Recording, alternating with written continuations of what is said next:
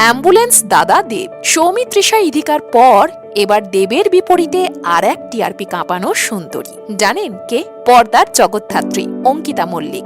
ভাবুন তো, একটা সময় যাকে সহ্য করতে হয়েছিল রিজেকশন আর অপমান, আজ সেই অভিনেত্রী দেবের নায়িকা হওয়ার দৌড়ে।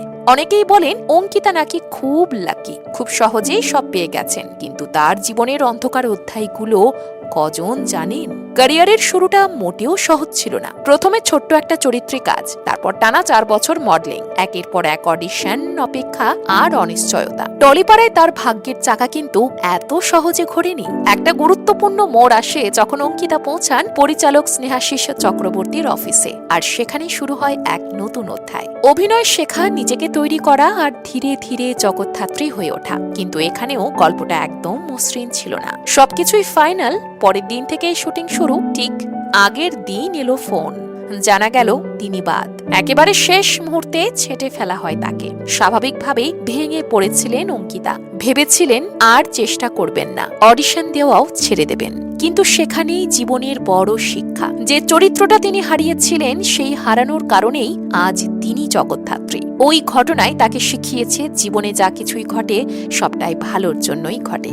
যাদবপুরে বড় হওয়া এই অভিনেত্রীর ব্যক্তিগত জীবন নিয়েও কৌতূহলের শেষ নেই। অঙ্কিতা যে কখনো প্রেমে ছিলেন না এমনটাও নয়। এক সাক্ষাৎকারে নিজেই স্বীকার করেছেন, বন্ধুদের পাশাপাশি মনের মানুষের সঙ্গেও পুজোয় ঘুরতে গিয়েছেন। স্কুল জীবনে ফেসবুকে দেখে এক ছেলেকে ভালো লেগেছিল, কিন্তু সরস্বতী পুজোয় সামনে দেখে একটু হতাশ হয়েছিলেন। আসলে ভাবনার সঙ্গে বাস্তব মেলেনি। এখন অঙ্কিতার বয়স বড়জোর 24। একটা সময় গুঞ্জন উঠেছিল বাস্তবেও নাকি জগৎধাত্রী আর স্বয়ম্ভু প্রেম করছেন, কিন্তু সেই জল্পনায় নিজেই জল ঢেলে দিয়েছেন অঙ্কিতা। জানিয়েছেন অনস্ক্রিন রোম্যান্সের কারণেই নাকি দর্শকের এমন ভাবনা। তবে এখন অঙ্কিতা কার সঙ্গে ডেট করছেন বা আদৌ প্রেমে আছেন কিনা তা এখনো অজানা।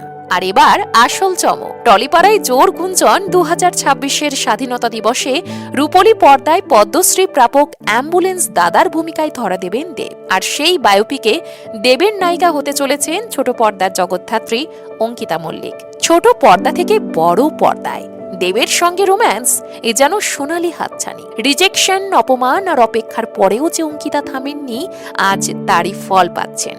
সাকসেস মানেই হঠাৎ পাওয়া কিছু নয়। নিজেকে তৈরি করে সময়ের জন্য অপেক্ষা করাটাই তো আসল লড়াই। দেব অঙ্কিতা জুটিকে বড় পর্দায় দেখতে আপনারা কতটা এক্সাইটেড? কেমন মানাবে লিখুন কমেন্টে।